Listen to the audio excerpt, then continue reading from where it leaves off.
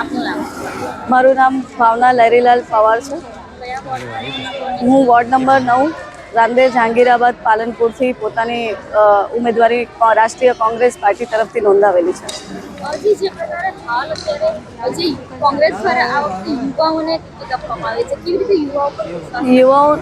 યુવાઓનું જે યોગદાન છે તે કોંગ્રેસ પાર્ટીમાં ખૂબ જ સારો રહ્યો છે અને દેશમાં પણ યુવાઓનું યોગદાન ખૂબ જ સારો રહ્યો છે. જે ધ્યાનમાં રાખીને કોંગ્રેસ પાર્ટીએ દરેક યુવાઓને એક ચાન્સ આપ્યો છે કે એ દેશ માટે કંઈક કરી શકે. એ હિસાબે એ ધ્યાનમાં રાખીને કોંગ્રેસ પાર્ટીએ યુવાઓને જે પ્રકારે હાલ અત્યારે બિનહરીફ જે ઉમેદવારો થઈ રહ્યા એના કારણે ક્યાંક ને ક્યાંક લોકશાહીની જી બિલકુલ બિનહરીફ જે રીતને થઈ રહ્યા છે, જે રીતના ફોર્મ પાછળ ખેંચાવી રહ્યા છે, એ પ્રમાણે આ લોકતંત્રની સરાસર હત્યા કરવામાં આવી રહી છે. કારણ કે બિનહરીફ ઉમેદવારો થવાથી લોકોને જેમ બાબા સાહેબ આંબેડકરે સંવિધાનમાં મત આપવાનો અધિકાર આપ્યો છે, એ અધિકાર લોકોનો છીનવાઈ રહ્યો છે, જે મૂળભૂત અધિકારોનું પણ હનન થાય છે.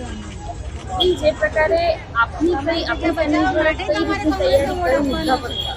જી, અમારી મૂળભૂત તૈયારી શિક્ષા છે, કારણ કે શિક્ષાની બહુ જરૂર છે. શિક્ષા પ્રાઇવેટ સ્કૂલોના ભાવ જે રીતના વધ્યા છે, બીજું કે રાંદેરમાં ઘણી એવી સમસ્યા છે કે જેમ કે ડ્રેનેજ નું પાણી પીવાના પાણી સાથે મિક્સ થઈ જાય છે, ગંદા પાણીમાં કીડા આવવાની સમસ્યાઓ થાય છે અને એ બધી જે મૂળભૂત સુવિધાઓ છે જે આપણને ફંડામેન્ટલ રાઇટમાં સંવિધાનમાં આપણને મળી રહી છે તે લોકોને મળી નથી રહી.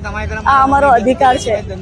એટલે એ રાંદેરના તમામ વાસીઓને ભારતના તમામ વાસીઓને મળવું અત્યંત જરૂરી છે. અમે એના પર સૌથી પહેલી મૂળભૂત કામગીરી પર ધ્યાન આપીશું અને 6 મહિનામાં આવતાની સાથે સૌથી પહેલા એના પર ધ્યાન આપીશું. આપનું નામ? મારું નામ સનીકુમાર રવિન્દ્રભાઈ કોન્ટ્રાક્ટર છે. હું રાંદેર જંગીરપુરા વોર્ડ નંબર 9 નો સ્થાનિક રહેવાસી.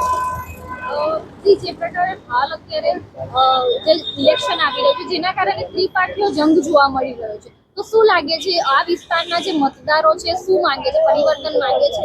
પરિવર્તન તો લોકો પહેલેથી જ માંગતા આવ્યા છે અને હજુ પણ માંગે જ છે. કોંગ્રેસના યુવાનો એટલા બધા આગળ વધી ગયા છે આ વખતે કે ભાજપનો પરિવર્તન થશે ને થશે જ, 101% થશે જ. સ્થાનિક તરીકે આપ સ્થાનિકોની કઈ રીતની માંગણી છે? હવે પોતાના જે ઉમેદવાર આવશે એની પાસે કઈ માંગણી? સ્થાનિક લોકોની માંગણી એ જ છે કે જે સ્થાનિક સ્વરાજની ચૂંટણી છે તેમાં સારા રોડ રસ્તા હોવા જોઈએ છે, સ્ટ્રીટ લાઇટ હોવી જોઈએ છે, જે આવતા જતા મહિલાઓ છે, જે બાળકો છે